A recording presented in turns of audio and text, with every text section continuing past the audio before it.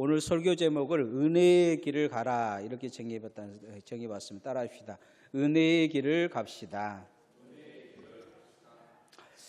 노무현 대통령 시절 통일부 장관을 하던 분이 있습니다. 전세현 전 장관이라고. 이분이 2년 전에 통찰이라는 책을 썼어요. 이 책은 이제 세계 정세에 대해서 뭔가 이해할 수 있도록 그런 만든 책입니다. 그 책의 중간에 그런 이야기를 합니다. 국제 정세에 대해서 이야기하는데 지금 세상이 트럼프가 하는 짓을 보면 잘 이해가 안 되잖아요. 그런데 이 전세현 장관이 하는 말을 보면 이해가 됩니다. 전세현 장관은 이 책에서 간단하게 이야기해요. 국제 정세를 알려고 하면 그냥 조폭의 문화를 알면 금방 알 수 있다는 거예요. 조폭들은 힘이 있으니까 내가 보호해 줄 테니까 보호비 내라 그렇게 이야기하죠. 그래서 보호비를 안 내면 가서 깽판 부리고 가서 뒤집어 엎어버리고 그리고 장사 못하게 해서 다른 사람들을 또 거기다 넣어서 돈 받고 세 주고 또 보호비 받고 이렇게 하는 것을 볼 수가 있습니다. 그래서 나에게 보호받고 싶으면 보호비 내라. 안 그러면 망하게 만들 거다. 이렇게 이야기를 하죠. 지금 미국의 트럼프를 보면 조폭이죠. 조폭. 내가 큰 힘이 있으니까 그러니까 내가 보호해 줬으니까 이제 보호비 내라는 거죠. 우리나라 같은 경우는 핵을 만들지도 못하게 하고 핵 만들 능력이 있잖아요. 충분하게 미국에 보호받지 않아도 자신이 힘키울 수 있는 능력이 있어요. 그런데 못 만들게 하죠. 왜냐하면 자기들의 영향권이 있기 때문이죠. 세계는 한때 이 조폭의 문화를 기독교가 가지고 있었어요. 기독교 정신을 지배하라, 다스리라 이랬다 해가지고 곳곳마다 쳐들어가서 식민지를 만듭니다. 그래서 그 사람들은 사람도 아니고 원숭이보다 못한 존재다 해서 노예로 팔아먹어요. 이 기독교가 가지고 있는 보이지 않는 신앙의 조폭 문화입니다. 그런데 이 세계를 그렇게 조폭 문화가 이제 식민지 시대가 끝나니까 다시 세계를 무엇으로 만드냐면 군사 식민지로 만듭니다. 그래서 자기들이 지배한 나라 대표적으로 군사 식민지가 어디냐면 바로 한국하고 일본입니다. 미국의 군사 식민지죠. 소련도 소비에트 연방이라는 군사 식민지를 만들어서 대항을 하죠. 그런데 이 군사 식민지의 힘이 떨어져요. 힘이 떨어졌던 주된 이유는 세계 정세에 보면 이렇게 중국이 주변에 있는 나라들과 경제 연합을 만듭니다. 그래서 경제 식민지를 만들어요. 중국이 지금 경제 식민지를 만드는데 성공을 했어요. 그래서 이제 미국이 다시 이 중국과 같이 경제 식민지를 만들려고 지금 하고 있어요. 우리나라도 미국과 같이 있지만 약간 이렇게 조공을 바치는 수준이었지 식민지는 아니었거든요. 근데 다시 식민지를 만들려고 해요. 멕시코나 캐나다나 한국이나 자유진영이 자기들의 식민지화 시키려고 지금 트럼프가 하고 있는 것입니다. 트럼프 생각이 아니에요. 미국이라는 이 나라 자체가 그런 생각을 가지고 있어요. 미국만 그러냐? 중국도 그래요. 그래서 러시아가 우크라이나를 지금 쳐들어갔던 것도 식민지 전쟁이죠. 차근차근 주변 나라를 식민지화하겠다. 그리고 독립하면 너네들은 이 식민지가 아니고 복속시켜버리겠다. 그런 경고를 보내고 있는 거예요. 전 세계가 다시 힘으로 이제 전에는 그래도 고급스럽게 조폭 문화로 힘을 가지고 있었는데 지금은 노골적으로 이제 힘의 강국이 힘없는 나라를 먹는 그런 조폭 문화가 노골적으로 드러나고 있는 걸 볼 수가 있습니다. 오늘 왜 이야기하면 오늘 성경에 다윗이 조폭이 되느냐 하나님의 왕도를 가진 왕이 되느냐 이 갈림길에 있습니다. 은혜의 길을 가느냐 조폭의 길을 가느냐. 이 사무엘이 죽자 바람 광야로 사울을 피해서 이제 도망을 가게 되는데 그곳에서 이제 있다 보니까 깡패 같은 사람들이 많이 오죠. 그래서 이 사람들을 이제 거느리고 이 도적놈들이 와서 양들을 뺏어가지 못하도록 주변에 있는 마을들을 지켜줍니다. 그곳에 제일 큰 부자가 나발이라는 부자가 있었어요. 당시에 양털 깎으면 잔치를 했나 봐요. 그러니까 이 아이 잔치한 양털 깎는다는 소식을 듣고 이 사람들을 보내는 거죠. 보호비를 내라고. 그런데 나발이 그 이야기예요. 다윗이 누구냐? 지가 우리 땅에 와가지고 지가 뭐라고 그 지켜준다고 지켜주더니 결국은 이제 세를 내라 그러냐? 난 다윗이 누군지 모르겠다고 이야기해요. 이 이야기를 듣고 다윗이 사람들을 데리고 가서 이제 나발을 죽이러 갑니다. 완전히 이제 조폭이죠, 조폭. 늘 하나님이 어쩌고 저쩌고 이야기하지만 세상 조폭 문화를 그대로 받아들여서 힘으로 통해서 그 시대를 지배하려고 하는 걸 볼 수가 있어요. 그런데 성경은 이 사람이 이제 어찌 보면 나발을 불량하다고 이야기를 하고 있어요. 불량해서 말이 안 통한다. 누가 그 이야기를 하냐? 그 부인이 그 이야기를 들어요. 자기 가족을 다 죽이려고 재산을 뺏으려고 지금 이 다윗이 온다는 이거죠. 그냥 단순하게 죽인 게 아니고 다 뺏겠다 이거예요. 그러니까 아비가일이 그 부인 나발의 아내 아비가일이 급히 그 이야기를 듣고 잔치 음식을 마련해서 나발에게 말하지 않고 다윗을 만나러 갑니다. 다윗을 만난 아비가일이 하는 말이 그거예요.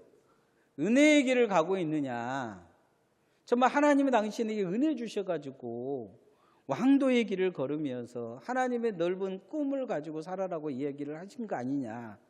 근데 왜 조폭같이 사냐? 이렇게 지금 묻고 있는 거예요. 하나님 은혜를 헛되이 하지 말라는 거죠. 따라합시다. 주의 은혜를 헛되이 하지 맙시다. 주의 은혜를 헛되이 하지 말라는 거예요. 다윗이 도망가기 시작하자 다윗의 주변 사람들이 모이기 시작해요. 착한 사람, 믿음 사람만 모인 게 아니에요. 조폭 같은 사람들도 모입니다. 이들은 늘 욕심이 있어요. 하나님 말씀을 그렇게 바로 받아들이지 못해요. 이 다윗이 평생 마음에 죽이지도 못하고 살리지도 못한 사람이 있어요. 요압이에요, 요압. 요압을 보면 꼭 조폭 같아요. 자기 마음에 안 들면 그냥 가가지고 칼로 쑥 쑤셔 죽여버려요. 자기 경쟁자라고 생각하는 사람은 놔두질 않아요. 그런 사람이 다윗의 오른팔이었어요. 그러니까 이 다윗이 하는 행동들을 보면 거의 조폭으로 가느냐 왕도로 가느냐 이게 이제 결정되는 거죠. 자신을 무시한 나발을 죽이려고 부하들을 데리고 왔는데 아비가일이 묻는 거죠. 당신 조폭이냐? 묻는 거예요. 당신 진짜 하나님의 종이냐? 묻는 거죠. 사무엘상 25장 28절 말씀 한번 읽어보십시다. 시작. 주의 여종의 허물을 용서하여 주옵소서. 여호와께서 반드시 내 주를 위하여 든든한 집을 세우시리니 이는 내 주께서 여호와의 싸움을 싸우심이요 내 주의 일생에 내 주에게 악한 일을 찾을 수 없음이다. 아주 그냥 가슴 찔린 이야기를 하죠. 좋은 말 같은데 무슨 이야기를 하냐면 하나님이 싸우라는 싸움 지금 싸우고 있느냐? 그리고 하나님이 일생 동안 내 주에게 악한 일을 찾을 수 없었다. 하나님은 당신에게 악한 일을 하신 적이 없다는 거죠. 내 주에게서 악한 일을 찾은 것이 없다. 악한 일을 시킨 적이 없다는 거예요. 그런데 조폭처럼 사느냐? 그렇게 이야기를 한 거예요. 좋은 말로 하고 있지만 다윗을 엄청나게 책망하고 있는 것입니다. 당신이 가는 길이 지금 뭐냐? 조폭의 길을 가는 것이냐? 아니면 하나님의 종의 길을 가는 것이냐? 묻고 있는 거죠. 우리는 하나님의 거룩한 나라를 세울 사람임을 기억하시기를 소원합니다. 예수님은 힘이 있으셨어요. 사람들을 모았기 때문에 군중이라는 게 얼마나 힘이 있어요. 그래서 지금 탄핵을 하는 시기에도 군중의 힘을 가지고 이야기하잖아요. 군중의 힘을. 하나님의 은혜로 우리가 산다면 하나님의 은혜의 길을 가야 할 줄 믿습니다. 은혜가 헛되게 해서는 안 돼요. 다윗에게 지금 그 이야기 하잖아요. 당신이 왕이 된 이유는, 다윗이 지금 쫓기는 이유는 하나님의 은혜를 받았기 때문이 아니냐, 이 고난은 하나님의 은혜를 받았기 때문이 아니냐 이야기를 하는 거죠. 그 은혜를 받아가지고 조폭처럼 살 거냐 지금 묻는 것을 볼 수가 있습니다. 고린도서 6장 1절에 은혜를 헛되게 하지 말라 이야기하는 걸 볼 수가 있어요. 다윗은 아비가일의 말에 큰 감동을 받습니다. 그리고 하나님의 은혜를 다시 생각해요. 내가 이렇게 가서는 안 되겠고, 이런 삶을 살아서는 안 되겠구나 생각하는 거죠. 은혜가 은혜되게 살아야겠다고 생각해요. 은혜의 통로가 되겠다고 말씀합니다. 우리 신앙이 그렇게 은혜가 은혜되게 살아야 될 줄 믿습니다. 잘못 살면 남들이 보기에는 정말로 그 가장하고 좋게 보일지 모르지만 조폭 문화처럼 될 수가 있어요. 내가 헌신했으니까 보답하라. 내가 헌금을 많이 하니까 나한테 잘해라. 내가 교회 오래 다녔으니까 나를 인정해라. 그런 것이 우리의 가장 기본적인, 세상에서는 그냥 통하는 거예요. 세상에서는 통하죠. 근데 하나님 앞에서는 그게 안 통해요. 왜 안 통하느냐? 하나님은 우리에게 은혜 주셔서 일을 시킨다고 성경은 말씀하고 있어요. 믿음 좋으니까 나를 인정하라. 그 믿음 누가 주셨냐? 하나님 은혜가 주신 거예요. 은혜 주신 거죠. 그래서 하나님의 은혜라는 것을 인정하라는 거예요. 내 공로냐 하나님의 은혜냐. 우리가 구원받은 시점부터 나라는 존재를 하나님은 인정하시지 않아요. 내가 했다? 아무것도 없어요. 하나님의 은혜예요. 오늘 우리가 신앙생활 하는 것은 하나님의 은혜인 줄 믿습니다. 은혜가 은혜되게 신앙생활을 해야 돼요. 잘못하면 다윗이 조폭의 신앙을 걸려들려고 시도를 한 것처럼 아무 생각을 안 하잖아요. 다윗은 그런 생각했을 거예요. 내가 보호해 줬으니까 보호비 받는 것은 당연하다. 내가 도와줬으니까 저 사람이 나한테 순종하고 복종한 것은 당연하다. 이야기할 수 있다는 거죠. 그런데 하나님이 아비가일이 와서 하는 말이 그거예요. 당신이 진짜 은혜 받은 사람이냐 조폭이냐. 하나님의 은혜를 헛되이 하지 말라는 거예요. 늘 우리도 뒤돌아 봐야 됩니다. 하나님의 은혜가 내게서 헛되이 되고 있지는 않는지. 그래서 받은 은혜를 우리가 베풀며 살아야 될 것입니다. 따라하시다. 받은 은혜를 베풀며 삽시다. 성경은 거저 받았으니 거저 주라고 이야기하고 있어요. 페니실린을 발견한 프레밍이라는 사람이 있어요. 어려서 물에 빠진 한 아이를 구해줍니다. 영국의 처칠 수장이 될 처칠을 구해줘요. 처칠의 가족은 잘 살고 프레민의 가족은 가난했어요. 근데 처칠의 가족들이 가만히 보니까 얘가 공부를 잘하는 거예요. 그래서 뭐 하겠냐 했더니 이 애가 이제 의사가 되고 싶다 그래서 학교를 보내줘요. 그리고 의과대학을 졸업하고 그가 연구한 것이 페니실린입니다. 페니실린. 그런데 페니실린을 자기가 해서 여러 사람을 치료하는데 하루는 소식이 들려와요. 자신이 공부할 수 있도록 도와주던 처칠이 군대에 가가지고 장교가 되었는데 그가 이 죽을 위기에 생겼다는 거예요. 그래서 달려갑니다. 그래서 자기가 가지고 있는 이 페니실린으로 개발한 페니실린 처칠의 목숨을 구해줘요. 구사일생으로 살아난 처칠은 나중에 영국 수상이 되고 2차 대전을 승리로 이끌어서 히틀러로부터 유럽을 구하게 되는 것을 볼 수가 있습니다. 이 처칠이 받은 은혜를 생각하고 베풀지 않았다면 아마 처칠은 죽었을 거예요. 처칠이라는 인물이 없었다면 아마 유럽은 지금 독일의 수하에 있고 전 세계는 나치의 수하에 있을지 모릅니다. 마태복음 5장 7절에 궁일이 여기는 자는 복이 있나니 그들이 궁일이 여김을 받을 것이다. 그렇게 말씀합니다. 궁일이 여기며 사는 것, 그것은 하나님의 궁일이 그 삶에 임할 거라는 거예요. 아비가일은 다윗에게 알아듣게 질문합니다. 지금 하나님의 은혜로 살았던 당신이 하나님 은혜를 베풀고 사는 거냐? 어찌 보면 하나님이 은혜 주셔가지고 생명 구해와가지고 우리를 지금 도우면서 이게 은혜 베푸는 거였는데 은혜 베푼 그것을 받아내려고 조폭처럼 지금 변했는데 그게 지금 정당한 거냐? 그게 은혜 베푼 거냐? 당신이 은혜의 통로로 지금 살고 있느냐? 물어보는 거죠. 25장 29절 말씀 한번 읽어봅시다. 시작.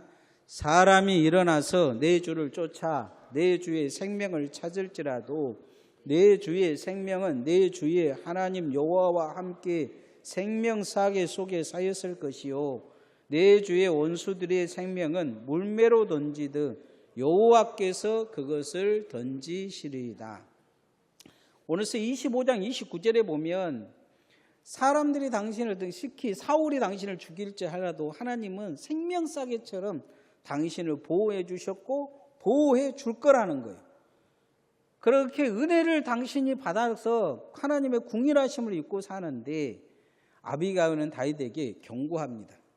지금까지 하나님의 생명싸개로 있는데 당신이 이렇게 살면 하나님이 그 생명싸개를 걷어버리실 거라는 거예요.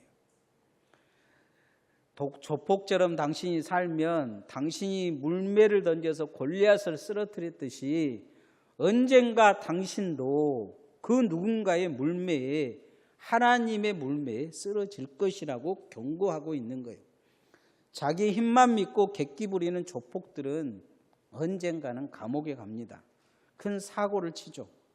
신앙도 우리가 조폭처럼 변해서는 안 돼요. 하나님의 은혜로 우리가 신앙생활을 하면 은혜의 통로가 되어지시기를 소원합니다. 은혜가 은혜되게 해야 돼요. 은혜가 은혜되게. 어떻게 내가 은혜로 살 것이냐, 이건 참 중요해요. 예수 그리스도께서 십자가에 못 박히셔서 교회를 만드셨어요. 이 교회는 내 것이 아니에요. 내 마음대로 하는 게 아니에요.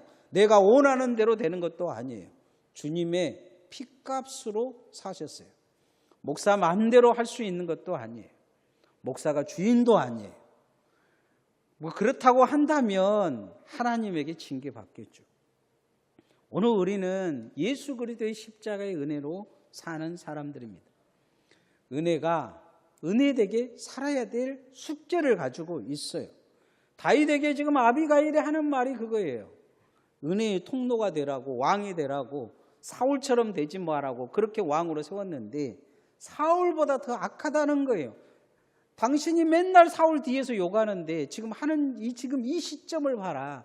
누가 사울이 남의 것을 안 줬다고 가서 다 죽이고 뺏고 불지르고 그러는 거야. 당신 지금 하려고 하는 짓이 그런 짓이 아니냐 지금 그러고 있는 거예요. 당신이 손가락질했던 사울보다 당신은 더 악하다. 그런 이야기를 지금 하고 있는 거죠. 다윗이 얼마나 찔렸겠어요. 아주 그냥 뭐 좋은 말로 지금 계속 하고 있는데 다윗은 알아먹은 거예요. 뭐 복받으라, 뭐 축복받으라, 막 이런 이야기를 지금 하는데 그 속에는 당신이 진짜 사울보다 더 못한 살인자 같은 존재다 이야기를 하고 있는 거죠. 은혜가 은혜되게 살아라는 거예요. 하나님이 은혜 주신 것에 대해서 은혜 갖고 살아라. 그렇게 이야기를 합니다. 마지막으로 당신이 받은 은혜가 복이 되게 하라 이야기합니다. 따라합시다. 받은 은혜가 복이 되게 삽시다. 누구든지 하나님께 간절한 소원을 가지고 주님께 나가는 사람은 거짓될 수가 없어요. 나쁜 마음도 먹지 않습니다. 잘못된 것이 있더라면 하나님 앞에 고치려고 애를 쓰죠. 왜냐하면 하나님이 기도를 들어주셔야 된다는 생각을 가지고 있기 때문에. 그런데 왜 우리가 그런 생각을 합니까? 하나님은 다 알고 계시기 때문이죠.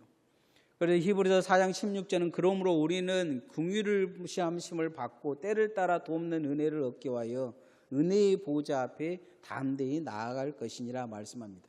긍휼함을 받기 위해서 자기 자신을 긍휼히 여긴다는 거예요. 그리고 하나님 앞에 자기 자신이 그 은혜가 그 복이 되기 위해 하나님 앞에 나아간다는 거죠. 오늘 아비가일은 다윗에게 그렇게 권면합니다.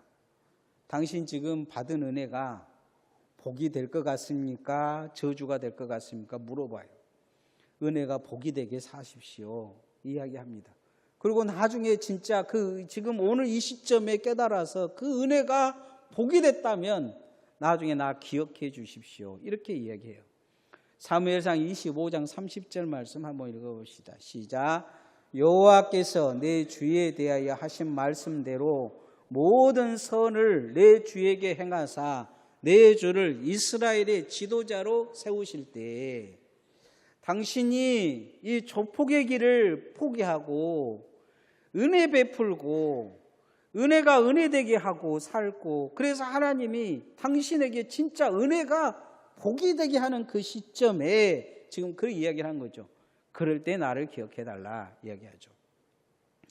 아비가일의 말처럼 다윗은 인생을 여기서 달리 삽니다.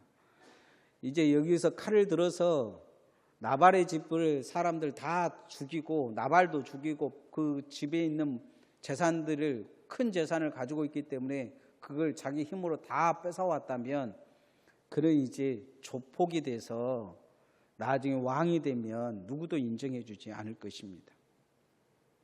갈라디아서 6장 7절에 스스로 속이지 말라. 하나님은 만월의 여김을 받지 아니하시나니 사람이 무엇으로 심든지 그대로 거두리라 말씀합니다. 다윗은 여기에서 그런 마음을 먹죠. 내가 나발을 죽이려고 했던 것은 정말 잘못된 것이다. 나발이 잘못됐다고 생각을 했는데 보니까 자기가 더 큰 문제를 안고 있는 거예요. 힘 있다고, 권력 있다고, 좀 돌봐줬다고, 남의 생명까지 재산까지 다 갈취하려고 하는 다윗의 자기 자신을 본 거예요. 아비가일이 아니었다면 그는 주의 은혜를 저주로 바꿀 사람입니다. 다윗은 그렇게 되어져서 왕이 되었을지라도 오래가지 못했을 것입니다. 다윗은 그래서 여기서 깨닫게 되죠. 은혜가 복이 되게 살아야 되겠다 하고 뒤돌아옵니다. 하나님이 그 마음을 보시고 다윗의 마음은 나발이 그냥 죽어버려요. 그리고 아비가일은 이런 지혜로운 여자를 내 옆에 두었다가 다윗은 아비가일을 자기 부인으로 삼습니다. 주의 은혜가 뭔지를 아는 거죠. 주의 은혜가 복의 복된 길이 뭔지 다윗은 거기서 깨닫게 되는 것을 볼 수가 있습니다. 우리도 이런 영적 통찰력을 갖기를 원합니다. 이게 보여야 돼요. 다윗의 눈에 당장 재산이 보이고 내가 힘이 있고 권력이 있고 해서 죽여버렸으면 아마 다윗은 하나님으로부터 버림을 받았을 거예요. 그 힘은 그대로 가지고 있을지 모르지만 하나님은 그를 쓰시지 않았을 것입니다. 오늘 설교 제목을 은혜의 길을 가라 이렇게 정해봤습니다. 다윗에게 은혜가 뭔지를 가르쳐 준 거죠. 오늘날 미국이 잘된 것은 내가 보기에는 하나님의 은혜예요. 신앙에 들어가서 그들이 교회를 세우고, 근데 이제 내가 보기에는 끝난 것 같아요. 조폭도 이런 조폭이 없어요.